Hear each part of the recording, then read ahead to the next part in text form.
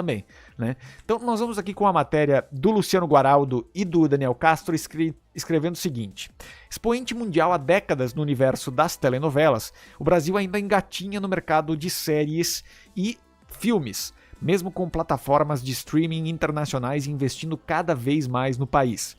Claro que há projetos que furam a bolha e fazem sucesso em outros países, como Caramelo, o filme da Netflix de 2025, ou Beleza Fatal, da HBO Max. Mas eles são raros. Por que ainda estamos tão longe da potência frequente de países como Coreia do Sul, Espanha e Turquia? E isso é fato.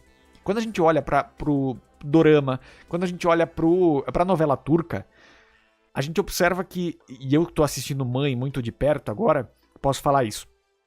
A gente vê uma construção de narrativa que funciona em qualquer lugar do mundo, que tem algumas características locais, algumas tradições locais que são obedecidas de alguma forma e que geram um pouco de estranhamento às vezes, mas a história em si, o sentimento da história em si, ele é muito universal e isso funciona com o público, isso vai no coração do público. Por isso, funciona internacionalmente. Aí segue aqui a matéria dizendo o seguinte: para a executiva Mônica Albuquerque, que já trabalhou na Globo e na Warner Discovery e atualmente lidera o desenvolvimento de conteúdo na Telemundo, braço da NBC Universal voltado para o público hispânico nos Estados Unidos, falta aos produtores e aos criativos brasileiros uma visão mais global na hora de escolher quais projetos audiovisuais desenvolver. Mas global não da Globo, mas global no sentido de olhar o mundo inteiro. Abre aspas para Mônica. Só nesse último ano eu comecei a sentir um pouco mais de interesse do Brasil em olhar para o resto do mundo, em se comunicar com outros mercados, disse a Mônica. Talvez tenha ocorrido por causa da crise brasileira, mas era um movimento que já deveria estar acontecendo. A gente vê que a língua não é mais uma barreira, que já foi muito tempo, né? Entrar nos Estados Unidos, entrar em outros países com legenda, o Brasil é muito acostumado a isso, outros países não, né? A gente vê que a língua não é mais uma barreira, diz a Mônica, porque todo mundo consome conteúdo em coreano, em turco, não há motivo para o país não estar nessa locomotiva também, a não ser o desconhecimento. Vou dar um exemplo muito simples, corriqueiro de adaptação.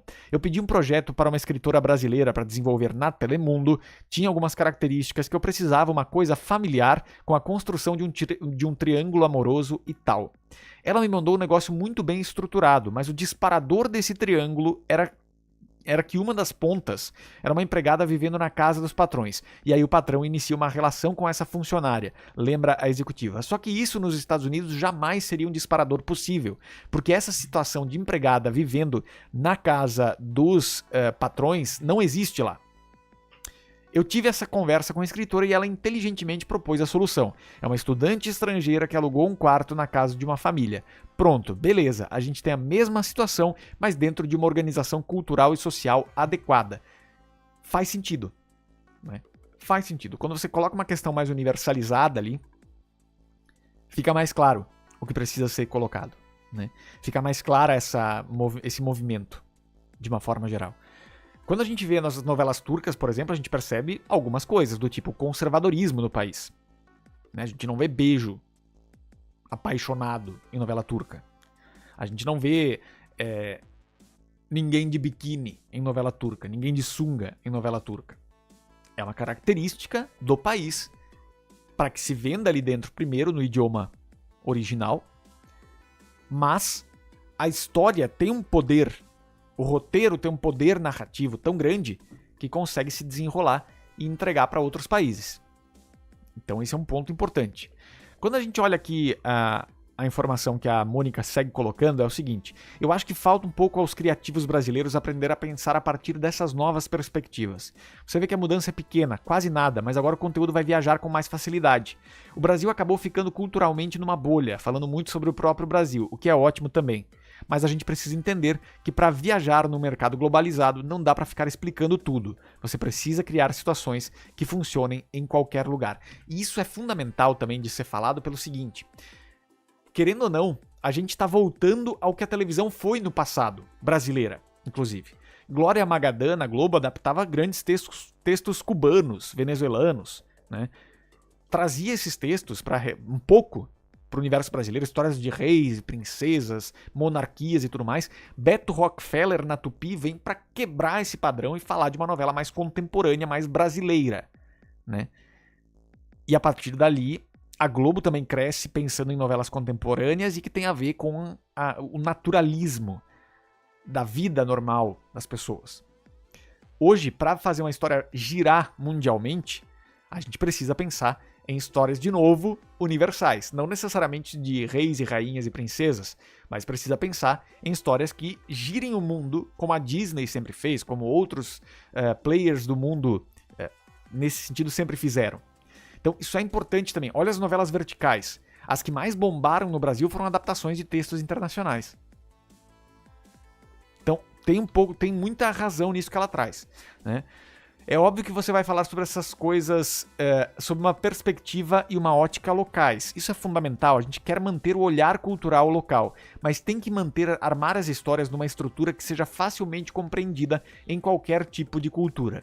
Ela sabe o que está falando, diz a matéria aqui. Ela trabalhou em projetos como Chespirito Sem Querer Querendo, uma série sobre um ícone mexicano, mas que funciona nos vários países em que Chaves e Chapolin fazem sucesso até hoje, e na própria Beleza Fatal, novelão com todo o sabor tupiniquim, porém com uma história de vingança que é universal, história clássica de vingança que o próprio Rafael Montes fala sobre isso.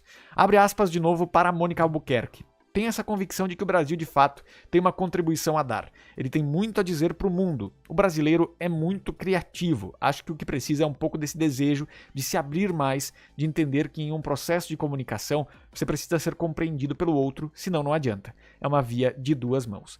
Ela fala sobre essa evolução no mercado do modelo de negócio do audiovisual brasileiro, falando que o mercado se organizou muito em cima de contratos de exclusividade ou de incentivo público. Eu vou muito a feiras de conteúdos por aí e vejo que a conversa agora é essa. Está todo mundo querendo fazer parceria, está todo mundo querendo se juntar. Eu acho que esse movimento começou a ser percebido no Brasil. A Globo tem feito bastante isso também, né? E existe um mercado para isso. A Record já tem feito com a Seriela isso para suas novelas bíblicas e tal. Está na hora de o Brasil se organizar e invadir o mercado porque tem tudo para isso. Tem muito talento e gente. É impressionante o talento brasileiro. Então tem espaço para que o talento sempre porque o talento sempre tem espaço, só tem que se organizar, diz a Mônica Albuquerque, que participou, foi produtora da Globo, teve essa participação em Beleza Fatal, em Chespirito, hoje atua pela NBC Universal, no caso pela Telemundo, né, que é esse braço hispânico da NBC lá nos Estados Unidos. Vamos seguindo com o povo brasileiro, porque agora eu falei pra caramba, né, falei 50 horas, vamos ver quem ainda está conosco aqui, quem não me abandonou, quem não foi embora, bastante gente não foi embora. Olha que coisa boa. Vamos lá. Vamos ver o povo aqui na tela a partir desse momento. Aqui está. Luiz Henrique Pinho, já falei. Vamos lá. Ivan Santos, acho que o grande erro do SBT... Já falei sobre esse também. Rinaldi não tem experiência em programação. Tá ali porque está na mesma igreja da Daniela, diz aqui o Ivan Santos. O Olivaldo Coelho está conosco, obrigado pela companhia. Davi Ataíde está com a gente também, obrigado pela companhia. Juninho Urgente vai ter quantos dias nessa semana? Essa semana vai ser só hoje, gente. Eu tô com alguns compromissos profissionais. Não, alguns compromissos profissionais que eu não vou conseguir entregar durante essa semana, mas à noite a gente vem com Juninho Urgente normalmente, tá? Quando sair os consolidados, trarei à noite, tá certo.